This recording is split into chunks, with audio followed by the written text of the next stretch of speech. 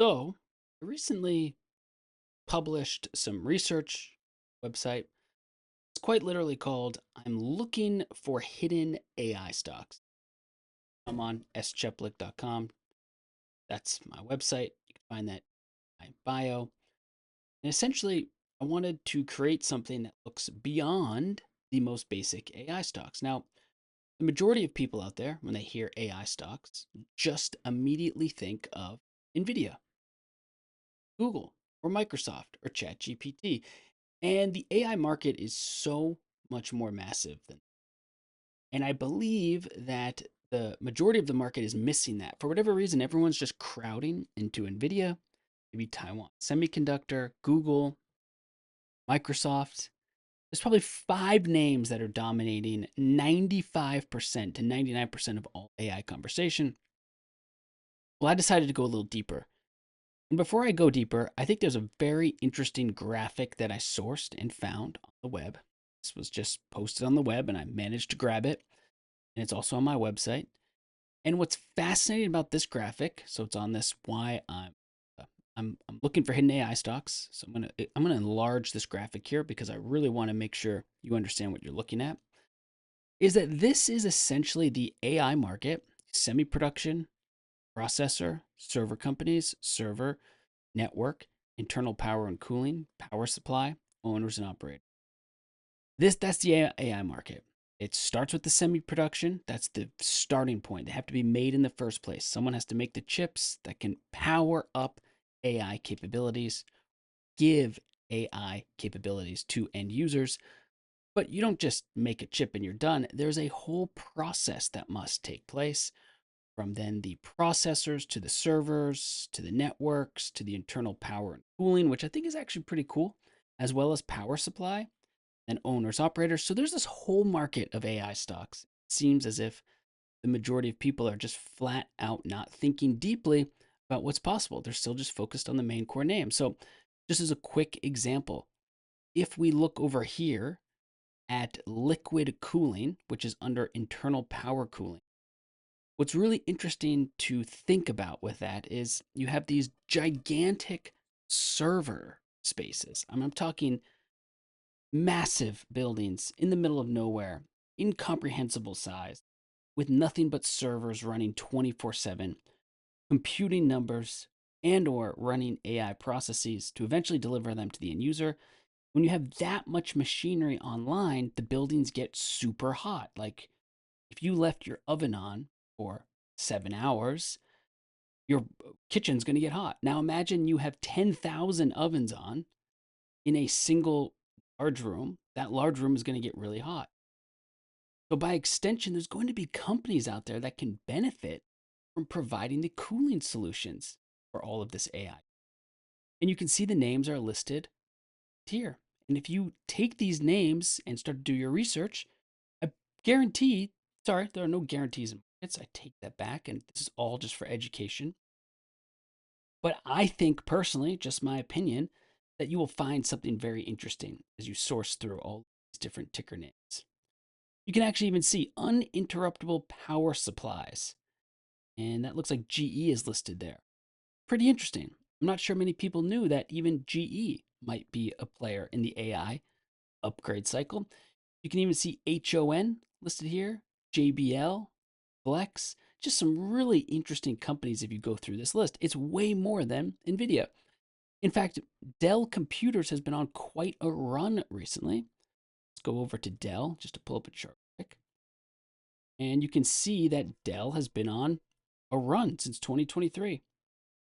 I mean, I didn't know Dell was performing that well, but it makes sense because Dell is smack in the middle of the server upgrade cycle for a lot of the AI capabilities that are needed. So you can go through this list and you're just going to find some interesting stories and concepts going on. But that's why I wrote this post, was I wanted to actually even look beyond images like this, which banks are working, institutions, hedge funds. As you all know, I've spent my whole career in financial markets, the retail level, working with all kinds of experts though, and new traders and so I'm well aware that things often get missed, and that's the point of my post. The stocks that I'm going to walk through are even deeper than this list. But if you want to see the core list that goes beyond the NVIDIAs of the world, head to scheplik.com, open this post up, you get access to this infographic that I found. I actually don't know who originally made it. I believe it comes from a pretty high-powered bank. So just want to get that out there. I don't know who the bank is, but they probably had a large research team on this. Let me get to now the companies that aren't listed on any of these lists or any of these breakdowns from large banks, large research firms, large institutions. This is from my experience in markets, looking around, combing the web, doing some deep research that I'm familiar with, that I don't believe actually even the largest banks even understand at this point in the cycle. You're really going to learn the tactics that I'm talking about if you have spent time in the deep web like I have for all. So the first company is Bandwidth. I think some of you have seen me talk about Bandwidth before. Full disclosure, I have traded this. I have this on my watch list. This is high up on my list as well, and posted about it on social. But I love Bandwidth because what Bandwidth is doing, I'm just going to go to their website really quick. See here. What Bandwidth is doing, which is rather fascinating for AI, is they are the middle company or phone calls and text messages. So let's say I'm Google. Google's a customer there. In fact, you can see all of their customers scrolling by down here at the bottom. See if I can scroll this up so you can see it better. So if I'm Google and I wish to utilize an AI service that harnesses text message or phone capabilities, I'm going to rely on Bandwidth to send that end message. So if I wish to send someone a text message that is generated from AI, say someone asks Google, hey, send me a text message about where the best restaurants are near me, Google's going to send that over Bandwidth. Bandwidth will take the raw text, the output from Google, package it into a text message, and send it to the end user. The other very interesting thing that Bandwidth can do and is very well known for is call centers. So when you think about calling a support team or a help center team, Bandwidth is at the forefront. I could quite literally build an AI help center team on top of Bandwidth. That means you could call my company, ask how the product works, and a AI generated voice is going to talk to you about how it works. And you can really see this as you just go through Bandwidth's website. You can get a feel for what they're doing, what they're working on. They pretty much are the leader in, it's actually called VoIP, Voice over Internet Protocol. And they are really well positioned for AI, in my opinion, especially because they don't have to have a large CapEx cycle to get involved. They aren't computing the AI. So what's really cool about their specific AI tool, and let's see here, it is called AI Bridge, is that they aren't building the AI. As mentioned, they're the middleman, but they are connecting things like Google's voice bot into their system. So with that, you just have to connect the AI tool to Bandwidth, send out AI messages and calls. Connect ChatGPT to Bandwidth, send out AI messages and calls. So it's a really nice position for the upcoming boom in AI. The second company I think that's rather interesting is Opera. You probably have used Opera before. Opera is a web browser based out of Europe that is essentially a version of Google Chrome, of any other browser you're used to, like Firefox or Brave, but it is built out of Europe. It's been around for a very long time. It has an entirely different feel to the web browser experience. You can see here they're pretty focused on a few key things now, by the way. So let me actually explain why Opera is rather interesting at this point in time. I'm actually going to download it again because I should be using it. But Opera is very interesting for the AI race at this point in time because they made a large pivot to do two things quickly. Number one, they integrated AI into their browser right away. AI is not integrated into Chrome at the moment. AI is not integrated into Firefox at the moment. Opera has already just implanted AI right there into it. It looks like they're calling it Aria, Opera Browser AI. You get the Opera browser, you're in, you have Aria AI, you're ready to go. So they are not messing around when it comes to AI. They truly are trying to be the first to market, all encompassing AI web browser. I'm not sure how it's impacting their growth rates. This video is not diving into the financials. In a future video or piece of content, I'll look deeply into their financials, what's possible. But for now, it's really just looking at companies that are pivoting quickly into the AI space and that you may want to pay attention to. I also really do like their push into privacy. So we know that the Brave browser is popular because it's crypto based and to be private. Opera is got some VPN capabilities to keep its privacy also rather high as well. Right? If you buy their pro version, you get a ton of capabilities to maintain a super secure and private browsing experience. Going down the list, I've got US Steel listed as well. In fact, I was pretty surprised to see that US Steel is not shown on this graphic at all. Now, US Steel is not a direct AI play like you may realize, but I'm going to talk to you about why it's a stealth AI play. United States Steel essentially makes some of the best steel in the world. And US Steel, by making the best steel in the world, can go way beyond cars like you might be used to, or construction or manufacturing. But they have the capability to utilize their high grade steel in the upcoming server farms and buildings that are being built to host AI, as well as the server racks, as well as the tools that are holding wires and heavy equipment together. And at all cycles of building the actual warehouse for the future of AI, US Steel is probably going to find its way in at some point. In fact, you most likely will see that US Steel's penetration into the tech industry is only going to grow from here. Now, I don't know the exact breakdown, but I'm sure if you looked at it, you might see construction and auto manufacturing is probably its largest customers. US Steel is going to have a really nice emerging market with tech customers coming up. I think that's well worth looking into as well.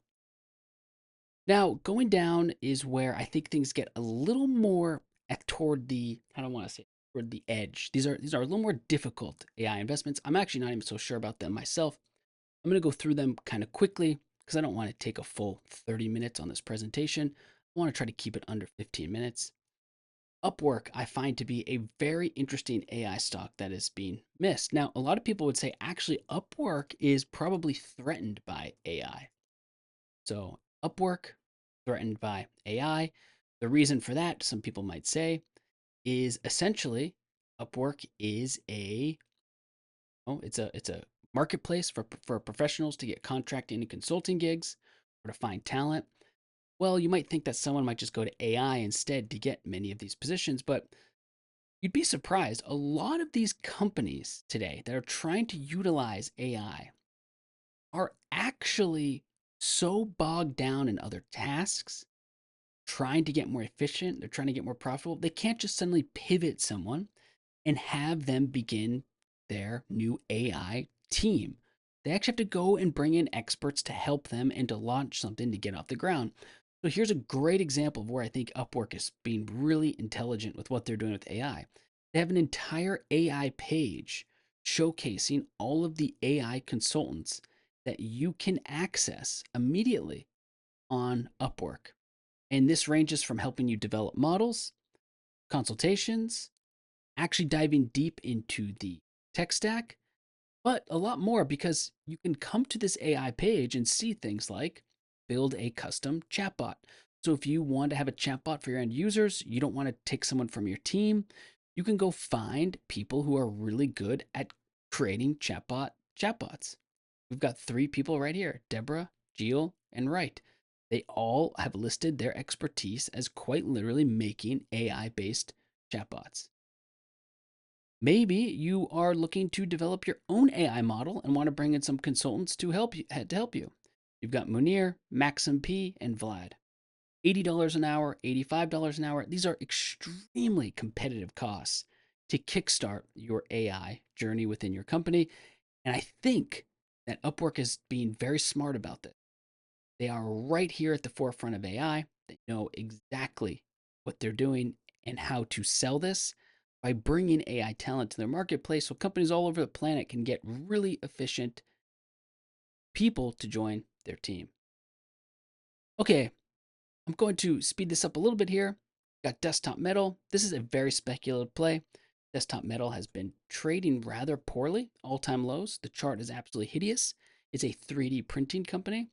But I have this listed in my AI play because for the first time, people might be able to speed up the way that they make their models within Desktop Metal to thus print and create things faster. So if you can imagine using AI to speed up your development process, you can print just about anything. One of the hardest things about 3D printing at the moment is actually designing, creating, getting a project off the ground, and using a 3D printer to get it out. However, if you think about it, with AI, you can now speed up the development cycle, get the actual file ready, and then get it printed way quicker. You could do that in schools, at home, in business, in manufacturing. And just by speeding up the time to the end printed product, I think that people might adopt it a little bit more. It's very, very interesting. This is very speculative. I have no idea what's going to happen here, but it's worth thinking about considering how poorly this stock is traded and that AI isn't even baked into the price for a single second. Now, before I wrap up here, I want to focus on one more, and that's AeroVironment, AV. This is very interesting for AI. I'm going to tell you why. Well, AeroVironment focuses on drones. So they are quite literally a drone company. And they create some of the most sophisticated drones on planet Earth for the military. But with AI, this is where things are going to get really interesting. There's a market to plug AI into your sophisticated. This hasn't been done before. This is not even something where we haven't even seen the first steps of it. But you can imagine with the drones that they are building, there's going to be a moment whereby you could put a chip within that drone with AI capabilities so it can make decisions on its own, be more precise in its flying, more intelligent with its targeting, perhaps change specific tactics if certain wind gusts come in or new environmental changes happen. And this is where things could get very unique. And you even think back to Amazon talking about drone deliveries. Well, AeroVironment makes military and industrial drones. There's no reason why equipment like this can't at some point be pivoted back toward a consumer market or mass commercial capabilities. Give it an AI mind or an AI product. Truly, it could take off to levels just unseen in humankind, really. So this is a very, very interesting company as well to watch within AI. I don't see anyone really considering the possibilities once companies like this start to integrate AI. Now, keep in mind, the one tricky thing with companies like Aero Environment and even Desktop Metal or Upwork is they're not necessarily the key player in the AI race as much as they are the optimizers of AI. They sit at an inflection point whereby if they do this right, they may be, going back to this graphic, the perfect owner, operator, optimizer of AI. So not so much a producer, processor, server component, server network, but more of on the owner operator side. So in this presentation, I hope you took away a few key things. The market, number one, is only looking at the large AI stocks like NVIDIA and Google and Microsoft. There's a whole other marketplace here of potential stocks to look at in the AI space. It's going to take a lot of research, a lot of hard work. I believe that there are already several stocks on my radar, from Bandwidth to Opera to US Steel. I talked about Upwork, Desktop Metal, AeroVironment. I'll talk about UiPath and Symbotic in future videos. But for now, this is just a starting point. Also, I want to get my channel back off the ground. So thanks so much for watching, and I'll have a whole lot more content coming here in the coming weeks.